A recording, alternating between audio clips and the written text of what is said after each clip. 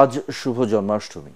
সনাতন হিন্দু সম্প্রদায়ের আরাধ্য ভগবান শ্রীকৃষ্ণের জন্মতিথি আজ। পূজা অর্চনা ও আনন্দ উৎসবের মধ্য দিয়ে জন্মাষ্টমী পালন করছেন দেশের সনাতন ধর্মাবলম্বীরা। পূজা প্রার্থনায় বন্যা কবলিত মানুষদের কল্যাণ ও দেশের সমৃদ্ধি কামনা করেন তারা। বিকেলে ঢাকেশ্বরী জাতীয় মন্দির থেকে বের হয় জন্মাষ্টমীর র্যালি। আরও জানাচ্ছেন ফজল রাব্বি। হিন্দু পুরাণ মতে বাংলা ভাদ্র মাসের কৃষ্ণপক্ষের অষ্টমী তিথিতে ভগবান শ্রীকৃষ্ণ জন্মগ্রহণ করেন। সনাতন ধর্মাবলম্বীদের বিশ্বাস, পাশবিক শক্তি যখন ন্যায়নীতি, সত্য ও সুন্দরকে গ্রাস করেছিল, তখন সেই অপশক্তিকে দমন করে মানব জাতির কল্যাণ ও ন্যায়নীতি প্রতিষ্ঠার জন্য মহাবতার ভগবান শ্রীকৃষ্ণের আবির্ভাব ঘটেছিল। দুষ্টের দমন করতে এভাবেই যুগে যুগে ভগবান মানুষের কাছে নেমে আসেন এবং সত্য ও সুন্দরের প্রতিষ্ঠা করেন।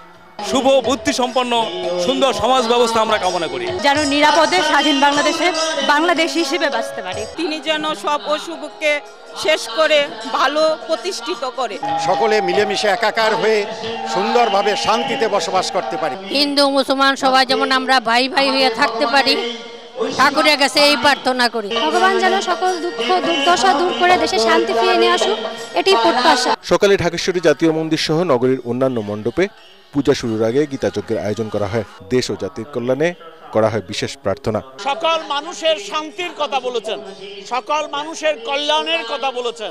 আমরা যেন এই দেশের ক্রান্তিকালকে আমরা অতিক্রম করতে পারি এবং আমরা যেন আমাদের দেশে শান্তি প্রতিষ্ঠা করতে পারি।